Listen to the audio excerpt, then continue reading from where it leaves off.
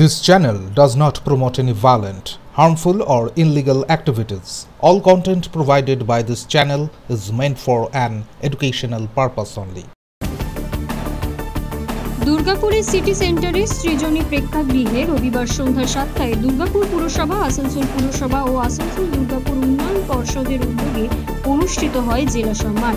এই অনুষ্ঠানে উপস্থিত ছিলেন অভিনেত্রী নুসরাত জাহান, দুই মন্ত্রী মলয় ঘটক ও প্রদীপ মজুমদার, দুই সাংসদ শত্রুঘ্ন সিনহা ও কীর্তি আজাদ এবং উপস্থিত ছিলেন পশ্চিম বর্ধমান জেলা শাসক কমিশনার এছাড়া আরও বিশিষ্ট ব্যক্তিবর্গরা। এই অনুষ্ঠানে জেলার বিশিষ্ট শিল্পপতি, খেলোয়াড়, শিক্ষককে জেলা সম্মান পুরস্কারে পুরস্কৃত করা হয়েছিল। জেলা রত্ন পেলেন দুর্গাপুরের দুই বেসরকারি হাসপাতালের কর্ণধার ডক্টর সত্যজিৎ বোস ও ডক্টর অরুণাংশু গাঙ্গুলি। আজকের মুখ্য অতিথি শ্রী ইন্দ্রনীল সেন,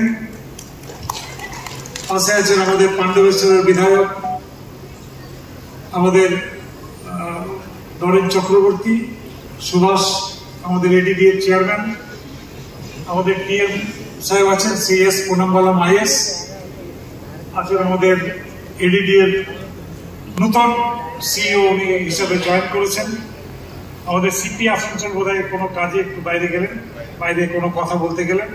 আমি নিচে দেখছি ডাক্তারবাবু বসে আছেন ডক্টর সত্যজিৎ বোস এবং আরো অনেক গুণীজনেরা এখানে আছেন দুর্গাপুরে। তো আজকে যে অনুষ্ঠানটা হচ্ছে আমাদের জেলার জন্য সত্যি একটা অভিনব চিন্তা এবং সেটা কার্যকর করা।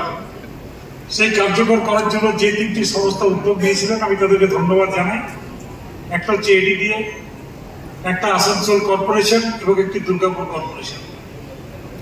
এবং আজকে তাদেরকে সম্মানিত করা হবে। আমার মনে হয় আমরা দেরিতে হলেও এই প্রচেষ্টা যে শুরু হলো, আগামী দিনে এটা আরো ভালোভাবে আরো বড়ভাবে করা হবে।